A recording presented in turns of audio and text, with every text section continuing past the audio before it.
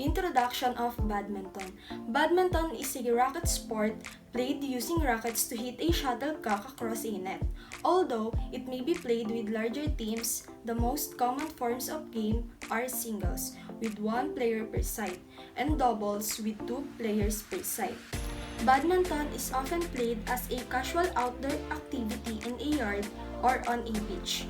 Formal games are played on a rectangular indoor court. Points are scored by striking the shuttlecock with the racket and landing it within the opposing sides of the court. History of badminton. Badminton started in India and became popular in England. It came to the United States by way of Canada. Supposedly, the game originated from a game called Pune that was played in India. The first Pune club was established in Bath, England in 1873. Badminton evolved from a children's game known as battledore and shuttlecock. The original game was played without a net. The main objective was to volley the shuttlecock in the air between players using battledores or paddles. Battledore and shuttlecock was not played competitively. It was cooperative to see how long a group of players could keep the shuttlecock in the air. The original game evolved in a game played by India called Pune. Basic rules and regulations. Number 1. Start a game with a coin toss. Whoever wins the toss gets to decide whether they would serve or receive first, or what side of the court they want to be on. The side losing the toss shall then exercise the remaining choice. Number 2. At no time during the game should the player touch the net with his racket or his body. Number 3.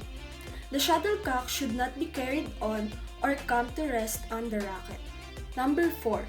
A player should not reach over the net to hit the shuttlecock. Number 5. A serve must carry cross court diagonally to be valid. Number 6. During the serve, a player should not touch any of the lines of the court until the server strikes the shuttlecock. During the serve, the shuttlecock should always be hit from below the waist. Number 7. A point is added to a player's scores as end when he wins a rally. Number 8.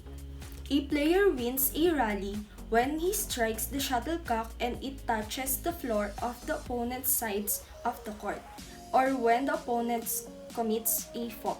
The most common type of fault is when the player fails to hit the shuttlecock over the net or it lands outside the boundary of the court. Number 9. Each side can strike the shuttlecock only once before it passes over the net. Once hit, a player can't strike the shuttlecock in a new movement or shot. Number 10. The shuttlecock hitting the ceiling is counted as a fault. Facilities and equipments. Number 1. Racket. Badminton racket is quite light and can be made of wood, aluminum, and metal, or synthetic materials such as graphite or carbon. A synthetic racket is quite popular now because of its extreme lightness and strength. A badminton racket weighs roughly 98 to 100 grams, 3 and 1.5 ounces, and 68 centimeters in length. Parts of the racket. String area is extended to hit the shuttle. It is uniform pattern and does not exceed 280 millimeters and 11 inches in length and 220 millimeters in width. Head bounds the string area. Throat connects the shaft to the head. Shaft connects the handle to the head. Ferrule firmly connects the shaft and the head. Handle is intended for player's grip, but is located at the tip of the handle. Frame includes the head, the throat, the shaft, and the handle. It is no more than 680 millimeters or wider than 230 millimeters. Number 2. Shuttlecock. is the official name given to the shuttle or bird. It is made up of 16 goose feathers and is firmly fixed in the leather-covered cork head. It weighs from 4.74 to 5.50 grams. It may be made of feathers, plastic, or nylon. Types of shuttlecock.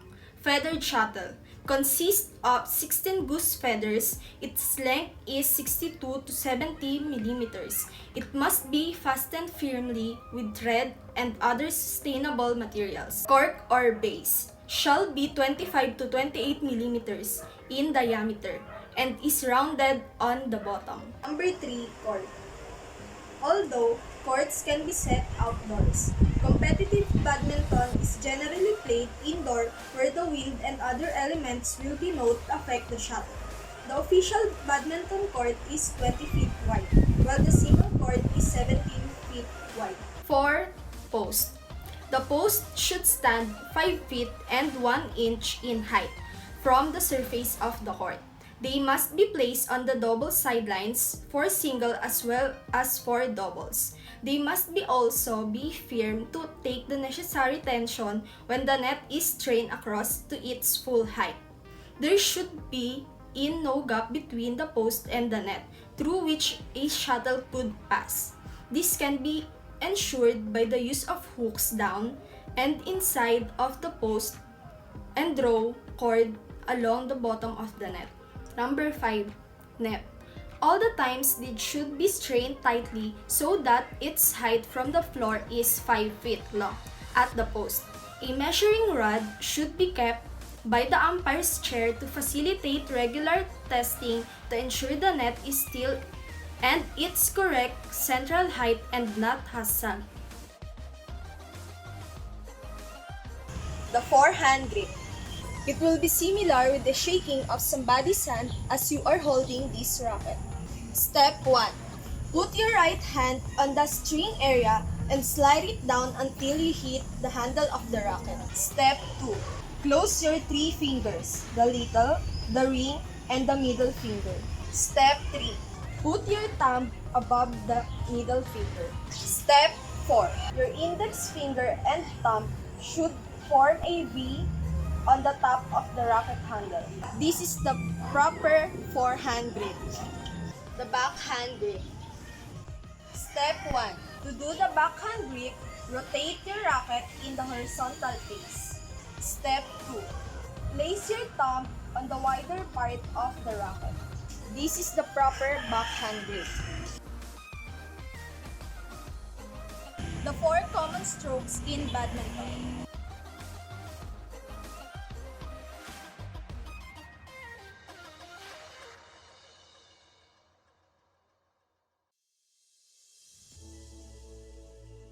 The different strokes and shots in badminton.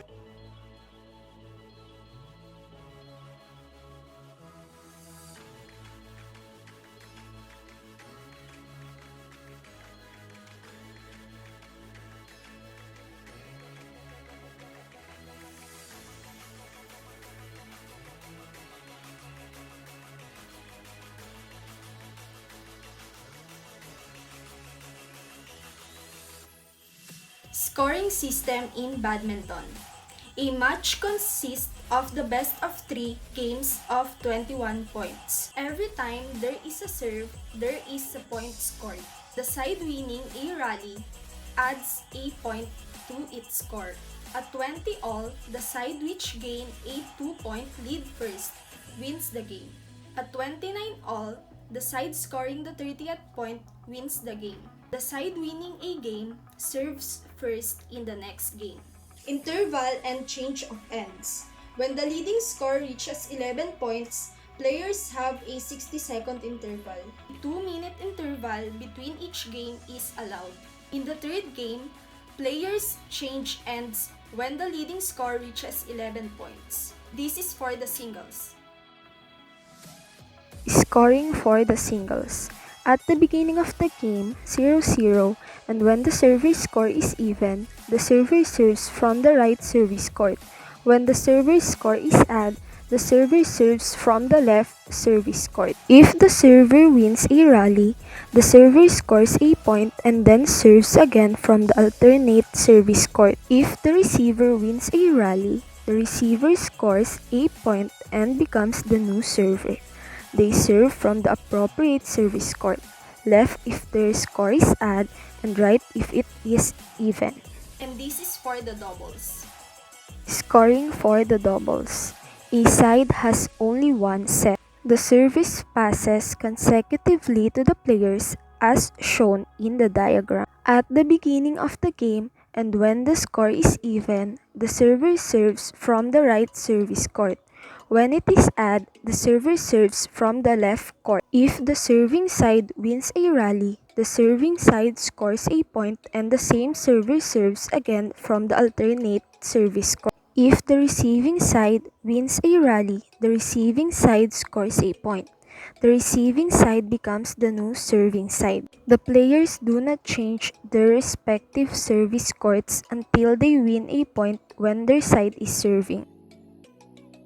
If players commit an error in the service court, the error is corrected when the mistake is discovered. In a doubles match between A and B against C and D, A and B won the toss and decided to serve. A to serve to C. A shall be the initial server while C shall be the initial receiver.